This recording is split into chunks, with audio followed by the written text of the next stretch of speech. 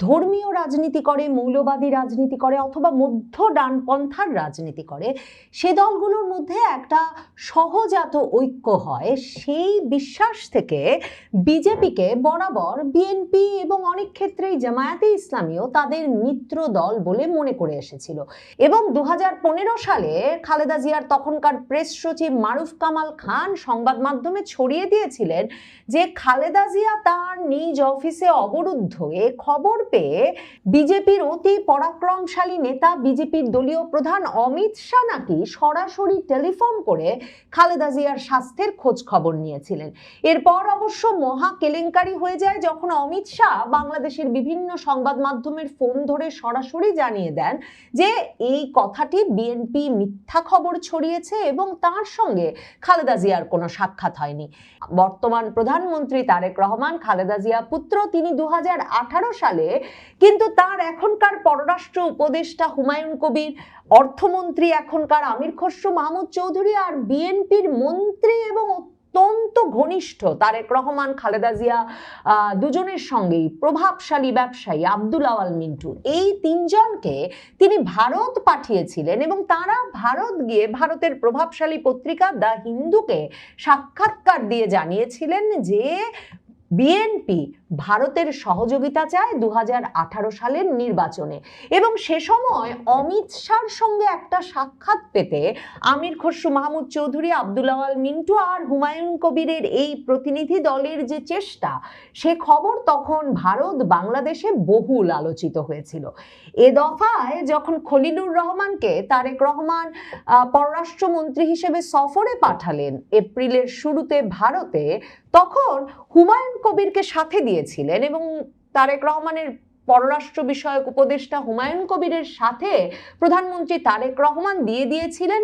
ভারতের বিজেপির সভাপতি নীতিন নবীনকে লেখা একটা চিঠি। এখন সেই বিজেপির সভাপতিকে লেখা চিঠিতে প্রধানমন্ত্রী যে কি অনুরোধ করেছেন বা কি আহ্বান জানিয়েছেন সেটা জানা যায় না, তবে পরিষ্কার বোঝা যায় বিএনপি সব সময় বিজেপির সঙ্গে একটা নিজস্ব সম্পর্ক গড়তে চেয়েছে এবং আশা ধরে রেখেছে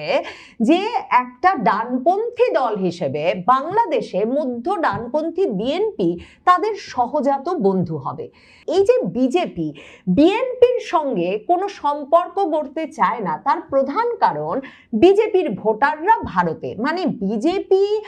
বিএনপির মতো একটি দলের সঙ্গে যারা কিনা 2001-এ যখন ক্ষমতায় এসেছিল তাদের সর্বশেষ সরকারের সময় ভারতের বিচ্ছিন্নতাবাদী গোষ্ঠীগুলোর প্রশিক্ষণের জন্য বাংলাদেশের ভূমিকে অবাধ জায়গা দিয়েছিল।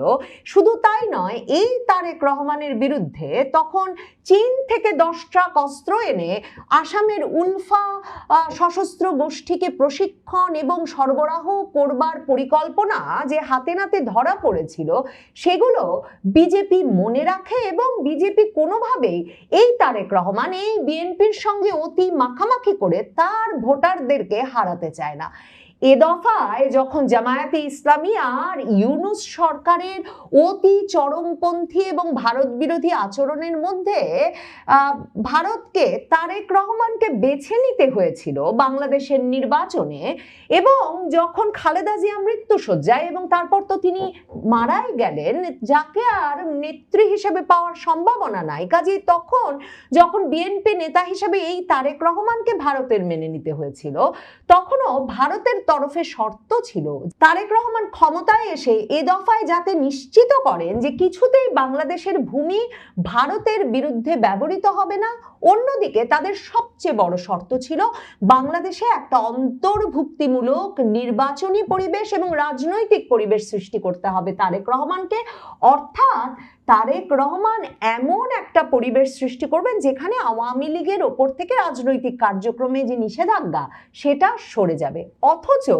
বিজেপি এবং বিজেপির ভোটাররা দেখছে যে বাংলাদেশে একদিকে যেমন অন্তর্ভুক্তিমূলক নির্বাচন অনুষ্ঠিত হয়নি, বরং তারেক রহমান বিএনপি জামায়াতের মধ্যে ভাগাভাগি করে এমন একটা সংসদ গঠন করেছেন যে সংসদে বিরাট ভারত বিরোধী তরুণ নেতারা, মানে হাসনাত আব্দুল্লাহ, যিনি গত ডিসেম্বরে নির্বাচনের আগেও ভারতের সেভেন সিস্টার্সকে ছিনিয়ে আনার কৌশল হিসেবে ভারতের সশস্ত্র বিচ্ছিন্নতাবাদী গোষ্ঠীগুলোকে বাংলাদেশের ভূমিতে আশকারা দেওয়ার হুমকি দিয়েছিলেন সেই নেতারা বাংলাদেশের সংসদের প্রাণ কেন্দ্রে বসে পড়েছে। কাজেই এ অবস্থায় বিজেপি কিছুতেই বিএনপির সঙ্গে সম্পর্কটা ঝালাই করে নিয়ে বা তারেক রহমান সরকারের সঙ্গে সম্পর্ক বাড়িয়ে যখন তিনি কিনা সংসদ নিয়ে বসতে না বসতে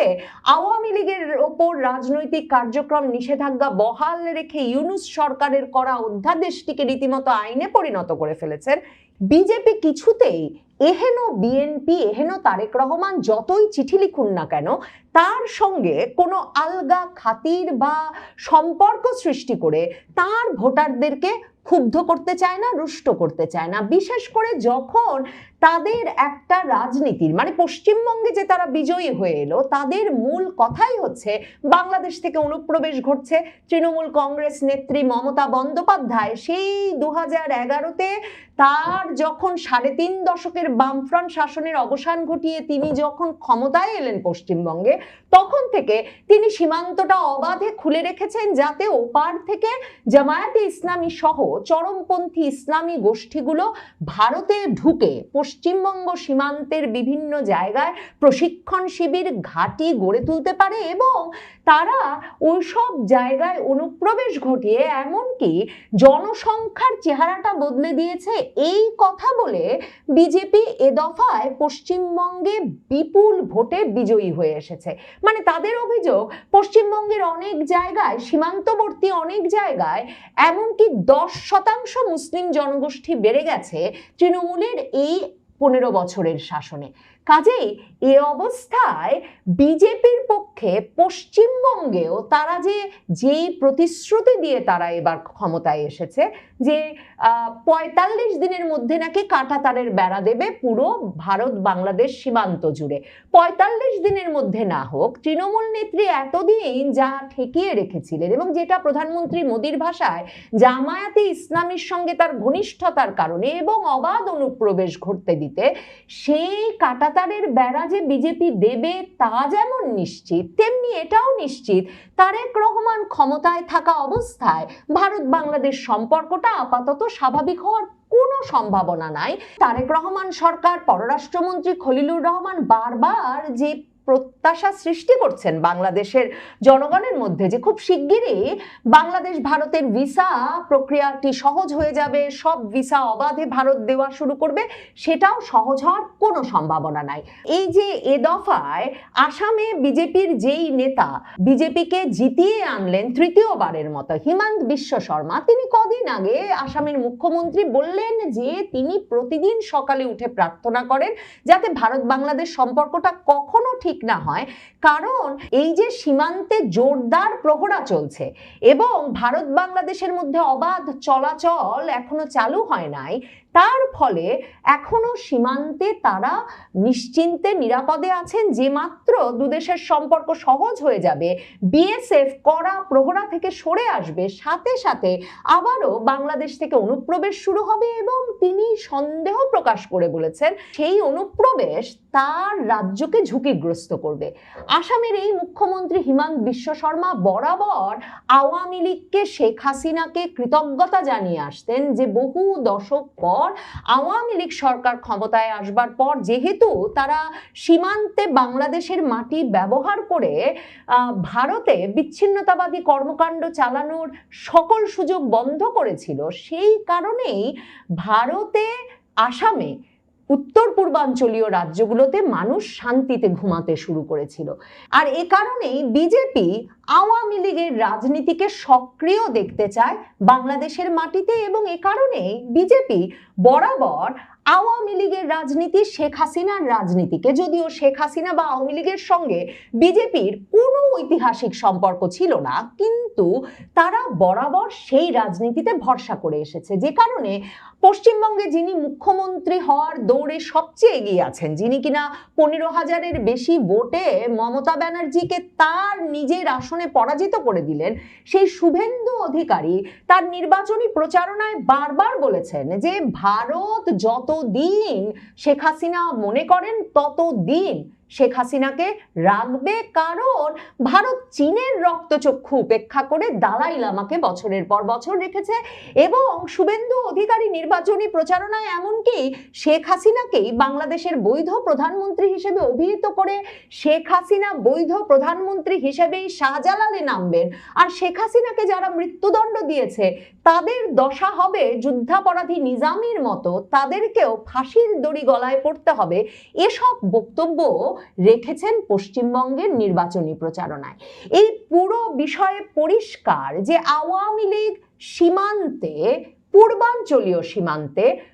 বিজেপির জন্য গুরুত্বপূর্ণ বন্ধু শুধু নয়, বিজেপির নির্বাচনী হিসাবের জন্য অত্যন্ত গুরুত্বপূর্ণ। মানে আওয়ামী লীগ বাংলাদেশে ক্ষমতায় না থাকলে পশ্চিমবঙ্গে বিজেপির ভোট বাড়ে, সে সমীকরণটা পরিষ্কার বোঝা গেছে। কাজেই শুভেন্দু অধিকারীর দল বিজেপি, নরেন্দ্র মোদীর দল বিজেপি বাংলাদেশের রাজনীতিতে এখনই শেখ হাসিনাকে প্রতিষ্ঠিত করতে তেমন কোনো বিরাট গুরুত্বপূর্ণ চাপ বা ভূমিকা রাখবেন সেটা হয়তো ঠিক না, কারণ মনে রাখতে হবে সামনে জাতীয় নির্বাচনও আসছে। ভারত বিরোধিতার রাজনীতি সীমান্তে যত বৃদ্ধি পায়, যত শক্তিতে থাকে, ততই ভারতে বিজেপির রাজনীতি শক্তিশালী হয়। কিন্তু বিজেপি যে বাংলাদেশে বিএনপি বা জামায়াতের সাথে কোনো সম্পর্ক গড়বে না এবং বিএনপি সরকার ক্ষমতায় থাকতে, বিএনপি জামায়াতের ভাগাভাগির সংসদ বাংলাদেশে সক্রিয় থাকতে এবং আওয়ামী লীগের রাজনীতি বাংলাদেশে সক্রিয় না হলে যে কখনো ভারত বাংলাদেশ সম্পর্ক স্বাভাবিকীকরণে উদ্যোগ নেবে না, সেটা একরকম নিশ্চিত। বাংলাদেশ জামায়াতে ইসলামী তাদের মিত্র মমতা ব্যানার্জি পশ্চিমবঙ্গে হেরে যাওয়ার পর এতটাই মর্মাহত হয়েছেন যে জামায়াতে ইসলামীর সেক্রেটারি জেনারেল মিয়া গোলাম পারওয়ার বিবিসি বাংলাকে বলেছেন যে ভারত তো তার ধর্মনিরপেক্ষতার আদর্শই ধরে রাখতে পারছে না। কি আশ্চর্য, কি আশ্চর্য! বাংলাদেশের সংবিধানে ধর্মনিরপেক্ষতাকে রাষ্ট্রীয় মূলনীতি করার কিন্তু চরম বিরোধী এই বিএনপি এবং এই জামায়াতে ইসলামী, অথচ ভারতে যাতে ধর্মনিরপেক্ষতা রক্ষিত হয় সে বিষয়ে